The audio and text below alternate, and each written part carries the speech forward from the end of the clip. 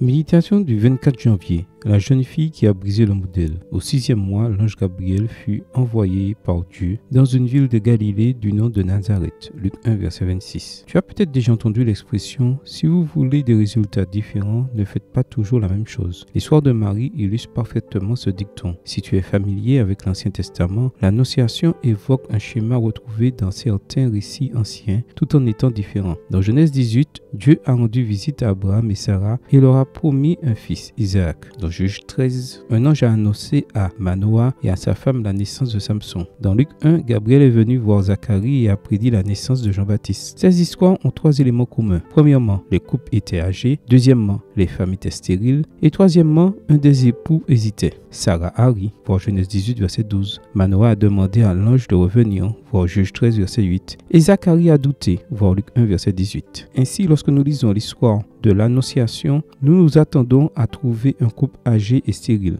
Mais au lieu de cela, la Bible nous présente Marie, une adolescente célibataire, rien à voir avec les autres femmes. Dieu a brisé le modèle en annonçant la naissance de Jésus, car même si Isaac, Samson et Jean ont été de grands personnages, l'enfant qui allait naître de Marie serait Dieu puissant, Père éternel, Prince de la paix. Ésaïe 9, verset 5. Son origine remonte au lointain passé, au jour d'éternité. Michée 5, verset 1. La naissance de Jésus a été unique, parce qu'elle est unique. Il méritait que le modèle soit brisé. Mais pourquoi Dieu a-t-il choisi Marie? Je pense, et c'est la deuxième raison, que Dieu a agi différemment avec Marie, parce qu'elle était différente. La Bible ne donne pas beaucoup de détails sur sa personne, mais sa réponse au message de Gabriel nous en dit long. Je suis la servante du Seigneur, que tout se passe pour moi comme tu l'as dit. Luc 1, verset 38, Bible en français courant. Où est le rire de Sarah? Où est l'incrédulité de Manoah et de Zacharie? Il n'y en a aucune trace. Il est facile de nous habituer à toujours faire la même chose, d'être ordinaire, mais comme Marie, Dieu nous a appelés à briser les schémas du passé. Si nous voulons voir des résultats extraordinaires, nous devons agir différemment. Et la plus grande différence que tu puisses mettre en pratique aujourd'hui est d'avoir foi